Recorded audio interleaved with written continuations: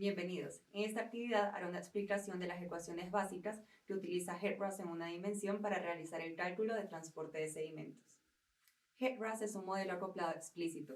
Para cada incremento computacional realiza el tránsito hidráulico y de sedimentos en todo el tramo de estudio. En primer lugar, el modelo calcula las características hidráulicas del sistema desde aguas abajo hacia aguas arriba para cada sección transversal. Luego, utilizando las ecuaciones de transporte de sedimentos y las características hidráulicas determinadas previamente, realiza el tránsito de sedimentos desde aguas arriba hacia aguas abajo. Por último, el modelo actualiza las secciones transversales del cauce y comienza otra vez el ciclo para el siguiente incremento computacional o delta T. Para realizar el tránsito de sedimentos, el modelo resuelve la ecuación de Exner. Esta es una ecuación de conservación de la masa que se aplica a los sedimentos de un sistema fluvial. Básicamente lo que expresa la ecuación es que la diferencia entre el caudal sólido que ingresa al volumen de control y el caudal sólido que sale de este en un intervalo de tiempo es igual al volumen de material sólido acumulado o perdido en el lecho. Esto se convierte en un ascenso-descenso de la elevación del fondo del cauce. La ecuación de continuidad de sedimentos se resuelve calculando una capacidad de transporte de sedimentos para el volumen de control asociada a cada sección transversal y se compara con el caudal sólido que entra desde aguas arriba. Si la capacidad de transporte es mayor que el caudal sólido ingresando al volumen de control, el déficit se satisface mediante la erosión de los sedimentos del lecho. Por otro lado, si la oferta supera la capacidad, se deposita el excedente de sedimentos.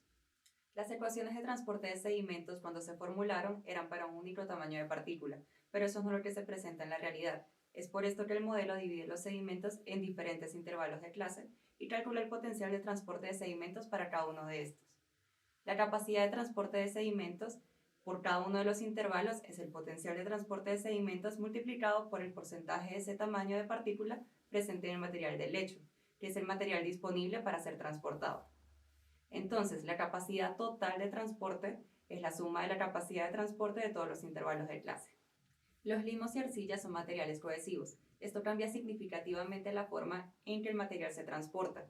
En este tipo de material se tiene tanta área superficial que las fuerzas electroquímicas entre las partículas son más relevantes que las fuerzas debidas a la gravedad. Por lo tanto, se tienen que utilizar diferentes algoritmos para calcular la capacidad de transporte de estos materiales. En los pasos anteriores se determinó el caudal sólido ingresando al volumen de control y se calculó el caudal sólido que el flujo podría mover utilizando las ecuaciones de transporte de sedimentos.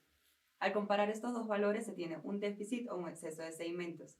Sin embargo, se deben tener en cuenta ciertos procesos físicos que limitan la cantidad de sedimentos que realmente se pueden erosionar o sedimentar en un intervalo de tiempo. A esto se le llaman limitantes físicos. El primero es la velocidad de caída.